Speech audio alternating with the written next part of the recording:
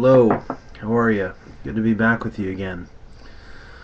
I wanted to share some writing with everybody that I did today on the subject, if I may, on the subject of how the entirety of the world outside of us on a daily basis exists only because of the world inside of us. Therefore, the world outside of us is only a representation of the world that's inside of us. So, if we have a world inside of us that's damaged, if we have a world inside of us that's hurt, if we have a world inside of us that's in hiding, or that is scared, or in fear of some kind, then that is the world that we're going to physically construct outside of ourselves. That's our cities, that's our countries, that's everything that we make, and we're going to make it with that energy. And basically I did some writing on that subject today, and if you will permit me, I will share it with you. Bear with me because it's far too much to remember, so I'm going to have to read it from this good old composition book here. So here we go. Our world is the plane of existence that we project our consciousness into. Therefore, it is going to reflect whatever our consciousness happens to be. Our world is a representation of whatever we wish to manifest on a collective level, which we have all agreed upon.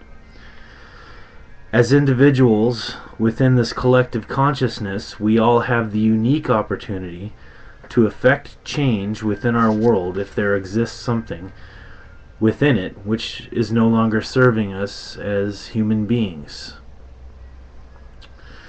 The Mahatma Gandhi once said that we all must be the change that we wish to see within the world, and no truer words have ever been spoken. All of us are led by the lie, and we are led by lies, that we have no voice against that which deem to be out of our, against which, let me start over. All of us are led by the lie that we all have no voice against that which we deem to be out of our control. I will submit to you the suggestion that the course of our world seems out of our control because we have believed that we have no voice within it for so long now. So find your voice. Use your voice.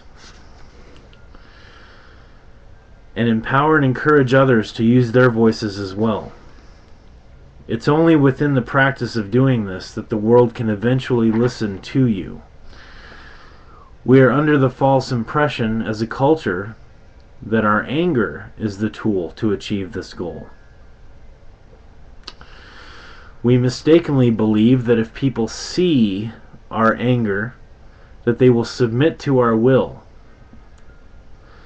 This erroneous assumption is a disease which has been plaguing mankind for centuries throughout our history. It only succeeds in making us all vehicles for anger and oppression. It does nothing to serve our evolution as a species. We've collectively projected a consciousness into this world which is no longer serving us as people.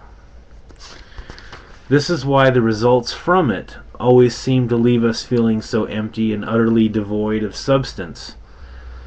We seem to have left out one very important ingredient in the construction of our world. We've neglected to include all of that which nourishes our spirit, feeds our souls, and satiates our collective mind with a genuine peace and security. I submit that we all begin to create a new culture, one which emphasizes the value of humanity above all else, one which seeks to empower the will and the soul of ourselves as human beings first, before it attempts to accomplish any other endeavor. The honoring of one another as human beings is paramount, It must be the source which every other decision in our lives begins originating from. Our spirit, our will to survive, can only exist within a world which honors it and in no way whatsoever attempts to enslave its freedom to be. If we are living in a world which does the opposite of this, then we are only succeeding in destroying ourselves, because the spirit, our spirit, is what makes us human beings in the first place. So, we must seek and find a new way of being, one which serves our continued existence and never leaves us feeling bitter, empty, and angry. We must immediately cease thinking that we are powerless victims of our own world. We are the creators of our world. And the more we decide to be victims of it, the less we can be advocates of a recreation of it, of a world that works better for all of us. This world has been created and recreated by us countless times. Now is one of those times when we must begin it once again. All it requires is one of us to stand up, and then two of us, and then three of us, and then four of us, and so on and so on and so on, until the whole of humanity is alive once more with the fire of our liberating spirit and our indelible will. And that was my writing for the day, and I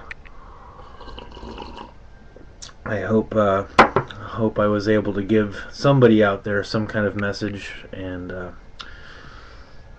thank you for watching.